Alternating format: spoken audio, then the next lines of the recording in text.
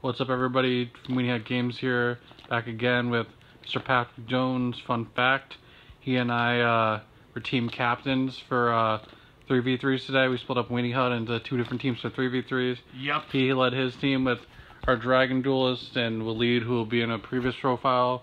And I had... Waleed was a mistake. Screw that guy. Since he's not here, fuck that guy. That guy left. We did a deck profile with him with his crazy Cosmo True Draco deck. He forgot it at the hotel, so I had to spot him my Magician deck, and he didn't know how to play it. So fuck that guy. Piece of shit. Well, okay, so... I had Ron Horton and William on my team, so outside of this, let's do all the other profiles. Tell your event experience, how you did, then we'll get into the deck.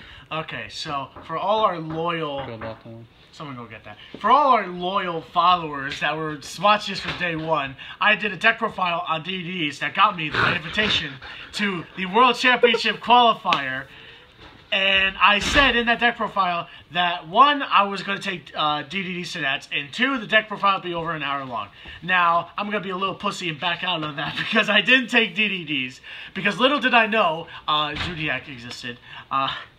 Right as I got that invite, I didn't know that deck existed, or like I just barely knew it existed. I didn't realize how terrifying it was.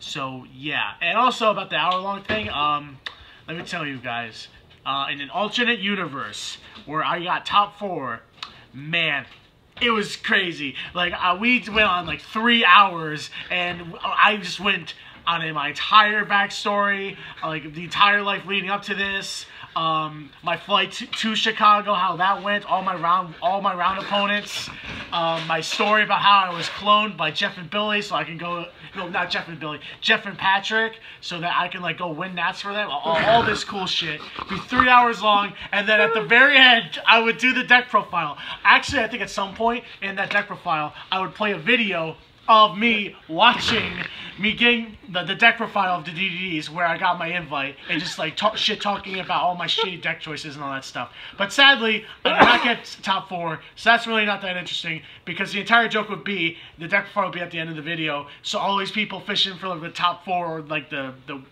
winning deck profile would have to sit through like 3 to 6 hours of like shitty YouTube content. So luckily for you guys, it'll only be under 30 minutes. Like so. All right, let's get into the deck.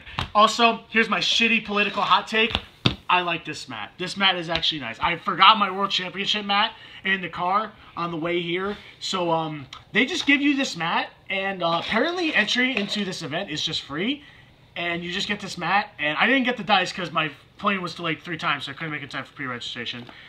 Hopefully I could just get that at some point. But I got this mat, and I got a pack of sleeves, and I got you to enter the main event for free. And it's like, we have like a record-setting attendance of like 2,300 players, something crazy like that. Well, I think it was like 2,460 yeah. After. I did some basic math, and they would have made well over $100,000 if they charged an entry fee like they do for literally every other YCS event. I have no idea why they do that. Like, and then they're like, oh, we don't got the budget to stream this YCS, and it's like you would have had the money for it if you put ads on the stream and then you charge for this. But hey, I like this mat. Like, also, maybe it's just a little bit of sentimental value to it. I don't know. Although this tough guy should have been Charming Resort Lady. Okay, all right. So the actual deck. All right. So that could have been Charming Resort Lady. Well, yeah, that should have been. No, this should have been. Like, I actually like how they mix up like the logo because it's always in the middle. So having you put it here in like the comic paneling because I think it's like referencing like the comic Agents of Spiral. It's kind of cool. Okay, so onto the actual deck. Okay, so we're playing Zoodiac. We're playing pure Zoodiac because I always liked the pure version. I felt like the True Draco version was bricky, but what do I know? The guy who won played True Draco Zoodiac, so I made the wrong call here. But one thing I do believe was the right call is the hand traps. So I played 3 Flying Seed. The ultra rare one is Waleed's, and let me tell you, every time I get him with the ultra rare one, I always just feel Waleed caressing my thigh and just being like, I got you, senpai. So Flying Seed is pretty brutal. Like going second can be a little tricky because if you don't open up another hand trap, it's like it can a lot of times it gets countered. But going first and you just have this, it's game over because all the counters to Flying Seed get countered by Dryden and or Tornado Dragon. So like you just Flying Seed them and they're dead. And weirdly enough, I almost never got Flying Seed. It seemed like that wasn't. It seems like nobody made the call to main deck this card. Like I don't understand why. But yeah, this card was insane. I definitely don't regret playing that. Then we played 3 Ghost Dugger. This card's gotten a lot better recently because of the limitations on Terror Top and also just in general the Zoo combo, the way it works. You have to use Rapier's effect. So this card's a lot more powerful now. Actually, in fact, these were like my only hand traps. I didn't play Maxi because fuck that card. I didn't play Maxi because fuck that stupid card and its goddamn face. No, I don't play a single copy of Maxi because the problem with Maxi is that it literally needs to be in your opening hand or it's fucking garbage. Like, with these cards, they're good in the early game, they're good in the late game, and they're good in the mid game. No matter what time you draw these cards, they're always live. Whereas Maxi, you literally need to see it game 1 or you're just going to dead draw it later on. It's awful. And a lot of times they can play around it because if any Zoodiac player has some trap cards, so they'll just special them once and then they'll set their trap cards and then you're screwed. Although, I'm just talking out of my ass because the guy who won the NAWCQ Maxi his opponent game 3. So let me tell you guys, we're going to film me burning all copies of Maxi when that card finally gets banned in September. Like, fuck that shitty cockroach. Oh my god. So yeah, we play these guys because using Ash Blossom in the main deck is just like slapping your opponent on the wrist. I want these cards to like fucking come down with the hammer of God and go like BAM! You're done. Your turn's over. So it turns out these cards are really good at doing it. Okay, so now on to the actual Zoodiac monsters. So the order I'm presenting these cards and the ratio are 100% related to how good the card is. And the less cards I'm playing in the Zoodiac deck, that means the worse it is. Clearly. That is clearly what it means. So we play 3 Thoroughblade. He is the best monster in the deck. He is 1600. It's a lot of attack. That's actually the highest attack of any Zoodiac monster in the main deck. And when he is summoned, you can discard his Zoo to draw another card. And that's just so powerful, especially now that the Fusion sub combo is dead. So I maxed out on this guy. And the piercing's pretty good too. Yeah. And then we play 3 Whiptail. Pretty self-explanatory. Like it's a great it's a great like hand trap, stuff like that. Yeah, apparently we're getting ultis of it, which is weird. And we play 2 Ram. Since the deck, Rapier got limited to 2, we got Chakanine. This card has got significantly more powerful because you just dump it with Rapier and then you bring it back with Chakanine and then you pop it with Hydrida and Barrage and you get another effect. And also it turns out having 2000 defense in a deck that strongest monster has 1600 attack can be pretty difficult to get over.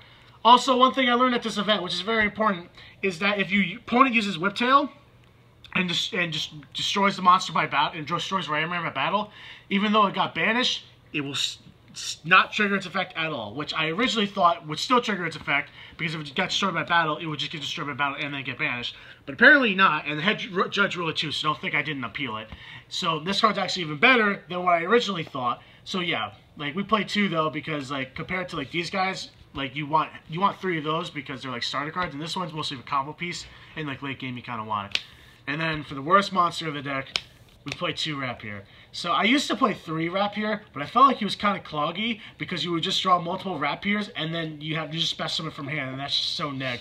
Like, it's honestly just not that great. Like, this guy, this little mouse has like 0 attack. This guy has 400 attack, so he's clearly better than this one. And the Whiptail has more attack than this, so it's better than this guy. And Thoroughblade has 1600 attack and also draws you a card. So like I honestly would just cut this card. I was thinking of playing Zoodiac Bunny Blast. That was pretty. Apparently, I just randomly pulled one out of the packs I got for doing the side events. Bunny Blast is like way better than this card because like I kept getting enemy controller and mind control. Well, I didn't get mind control, but everyone that was playing enemy controller, everyone was just taking each other's shit like all day. It was actually getting really annoying because people would just accidentally end up with like other people's cards. And Bunny Blast negates that. And on top of that, if Bunny Blast dies, you can add Zoodiac Barrage or Whiptail, which is pretty good. So I'd probably cut it for this one. She's adorable. She's also adorable. Like, Rapier, it's... No, Rapier sucks. Alright, so that's monsters. That's 16 monsters. For spells, we play 3 Twin Twister, pretty self-explanatory. Fuck Cosmic Cyclone. They always have multiple back row. The smart thing to do with this card is don't immediately Twin Twister them. You play into their back row until you hit the dimensional barrier, and then you Twin Twister them. Or if you have a spell card, you activate that first and see if they have Imperial Order. So you play into the Imperial Order and dimensional barrier, and then you Twin Twister them. At least going first, or going second against them. Ideally, you want to just set this, and then on their end phase of next turn, you Twin Twister them, so that way you hit the dimensional barrier, because then they can't use it. So yeah, if you use this right, this card's just godly. Like it's even against like something like Diagram. Like you wouldn't unless you are really desperate. You would just like Diagram. You would just hit the Diagram and something else. That way you 2-for-1 them. And then we play 3 My Bodies of Shield. This card's really good because everyone's manning board wipes. So this just stops that. On top of that, it also stops Trident. So it stops Trident, it stops Ghost Ogre, and it also stops Dark Hole and Regeki. So I can't believe Asian Eyes was calling this card as like a really good card for... We all laughed at him for playing My Bodies of Shield, and look who's laughing now, Asian Eyes, with all of his gold rare My Bodies of Shield that he's selling for mad profit. And then we play 3 enemy controllers. So the way I built this deck is I want to have like a good chance of going second and still being able to win, which is a good call because I lost a shit ton of dice rolls at this event. And I did everything to make sure they weren't using loaded dice on me, such as like making them using their dice and making them use the elemental dice if they had those. But I still kept losing a bunch of dice rolls. So on some of it was the right call. So playing this in like the My Bodies and the Twin Twisters, as well as some other cards we're gonna get to, these are good going first because they're basically trap cards. Like if you enemy controller on your opponent's turn, you just tribute one of your guys, you take one of their monsters, you pretty much shut their turn down. And going second, it's really good because if they Trident your guy, you can like use this, tribute the monster is gonna be destroyed anyways, and then take the Trident and then pop off from there. And if they Flying Sea, you can tribute that. And on top of that, if you get Ghost Ogre, going second, this also works. So this card's extremely flexible. Even in other matchups, too, like just randomly taking their monster can help. Also, I didn't run into any Time Lords this weekend, but it was hyped up to be a powerful, like, side or main deck thing. And this can actually just change their battle position. So you just put them in defense mode, and then they can't trigger their effects. So it's a great way to play around some of the Time Lords. Then we play 3 Zoodiac Broads. Obviously, this is a card staple. It's so powerful now, especially since Rat's at 2, so it's not kind of just like this extra card that just does nothing when you do the Zoo combo. Now it's just a huge accelerant, and just being able to... You can blow itself up, which is really huge, but anytime you're able to not blow itself up, usually just wins you the games, because then it's like, you do all that, and then you still have this for next turn. So this card's insane. Now, here's something a little stupid. I play 2 Tenkies. It's kind of silly, but my logic was, it's not because I think 3 is bad. It's because I wanted to fit in a lot of cards that would help me going second.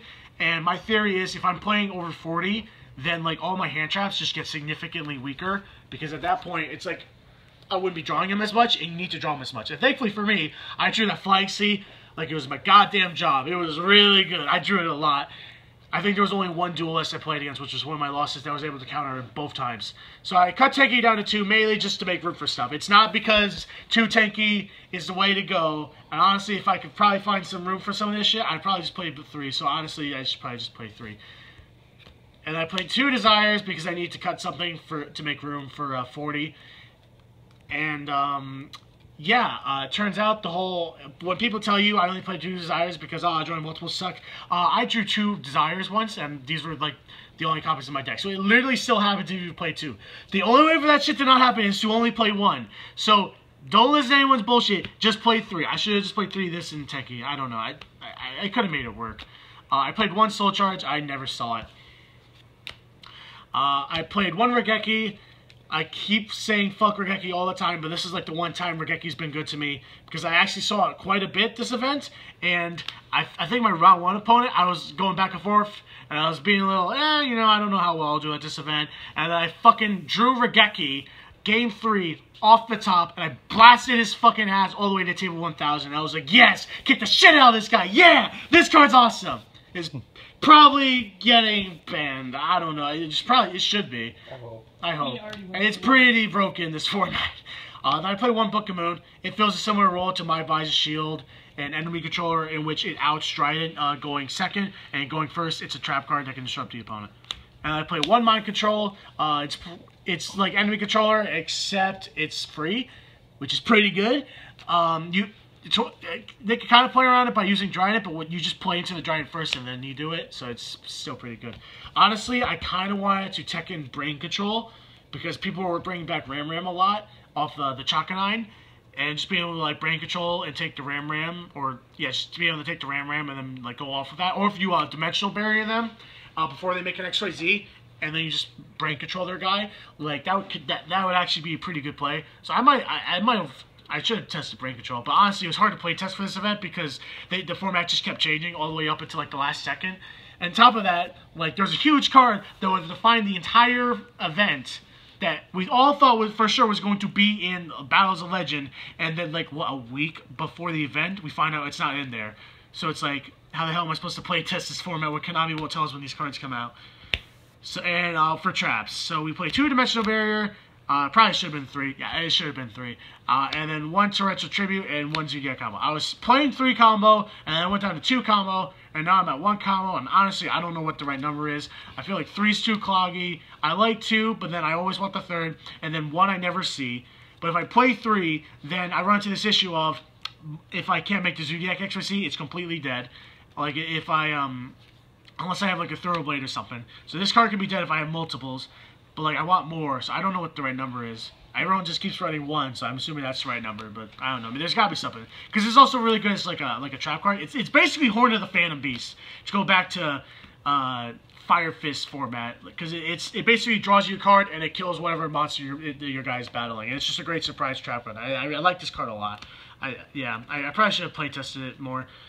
So yeah, that's the main deck. It's 40 cards, the right number. I don't know how much the guy who won the WCQ played. I hope it's 40, but who knows.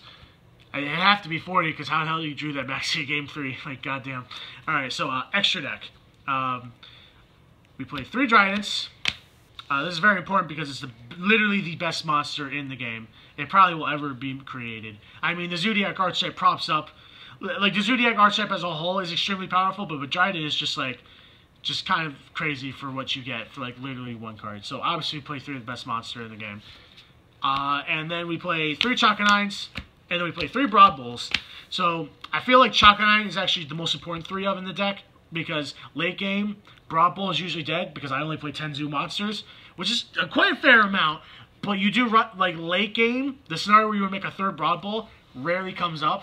So, but Chakanine is good in the early game, the mid game, and the late game. It is good at all stages of the game. So we played 3 copies of that.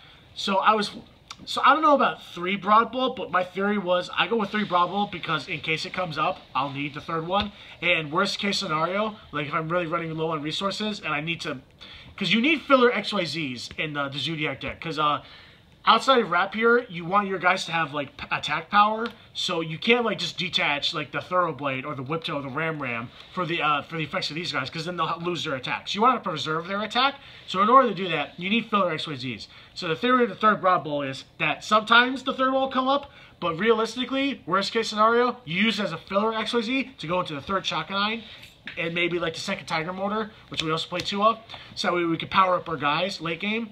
And we also play 1 Hammer Kong and 1 Borbo. Honestly, kind of wanted a 2nd Hammer Kong. Like, honestly, I might have cut this 3rd Broad Bull for the 2nd Hammer Kong, because that guy is good. Because you can play around, it plays around Whiptail. Like they actually just locks the opponent down, because they can't use Tiger Motor on like any of their guys, and they can't use Whiptail on any of their guys. They can't try to any of your other cards, and on top of that,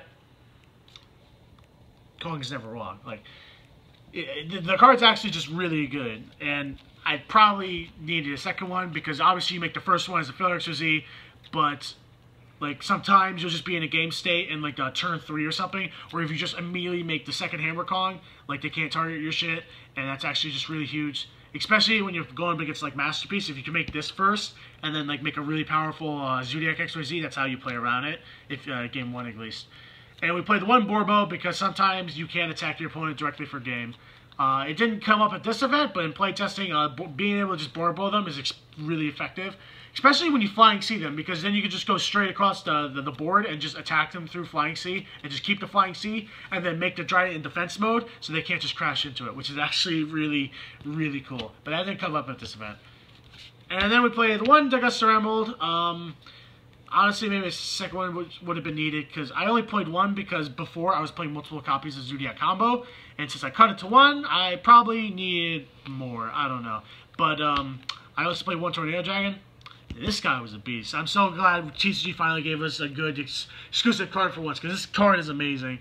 There's a combo of Rapier and Barrage where you can just make this, and this off like 2 cards, and just being able to make the Tornado Dragon and just like pop back row is like so huge. Like, it really helps clear the way so you can kill them. Also has 2100 attack, which means it's stronger than literally any other monster in the entire main and side deck. Or, well, main and extra deck. So, they have to put an effort to, like, kill this guy. So, I like this guy a lot. And that's the extra deck. It's 15 cards, of course. Of course it is. Why wouldn't it be? On to the side deck. We play 3 Ash Blossoms. I felt like this card was... everyone was actually just squeezing up Pot of Desires, like, constantly.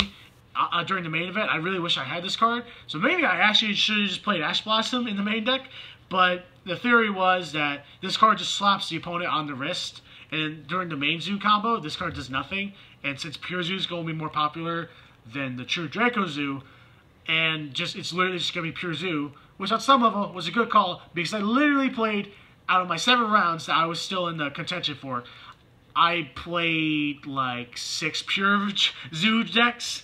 One of which, I played 5 Pure Zoo decks, and I played a True Draco Zoo deck that I didn't realize was True Draco Zoo until like the end of game 2 where I 2-0'd him because I Flying Seed in both games, which is funny because he naturally had 9 outs instead of the Flying Seed. He just never drew them, which is hilarious. But I just put him in the side deck for specifically for True Draco and just True Draco, really. If I randomly play against a grass deck, I bring it in too. I mean, you could Ash Blossom the rat special summon. Yeah, that's awful though. Like the most value this card would have would be like Ash Blossoming the Barrage when you Flying See them, or like a Diagram. That would be kind of useful, but yeah, that didn't really come up. And we play 3 Ghost Reaper. In playtesting, this card was amazing. Every time I did it, it was a huge blowout. At the main event, I never saw it. I only saw it like once, and I just barely won that game. And I think I only won that game because my opponent scooped because we were going to time. So this card was, like, okay. I still liked it because it was a Trident out, because you took out the Trident, and you were just in this huge elevated game state because you would have a Trident and they don't. So you would just have such a huge advantage over your opponent. Especially if you also brought in the Kaiju engine.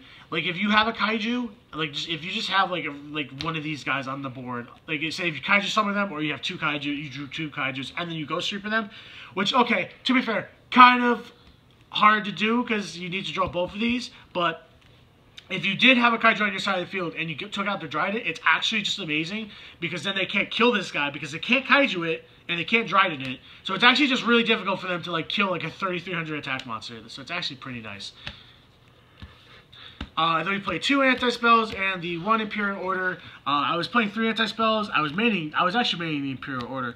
I don't know if I should have made it. It is pretty good, but I feel like a lot of times I just die because of it, so I just side decked it. So this is pretty much like having 3 anti-spells, but like one of them is like a super powered anti-spell, so that's my theory with that. And well, I guess I stuck with it. So I went 4-3 at the event. I actually did surprisingly well for like my first event, considering I totally expected to just crash and burn immediately. So I did fare relatively well, but sadly we were not able to clinch our trip to Worlds this year, so I sadly cannot go back to Worlds again. But that was deck profile. I don't know how long it's been going on for, but I'm pretty sure it wasn't what I expected it to be, which, 3 hours with a bunch of shit posting. So sorry guys, but I'm sure if you have some way to visit alternate universes, you can find one where I just rambled on drunk for like 6 hours about my deck profile. And PewDiePie, if you're watching this, I'm coming for you. Peace.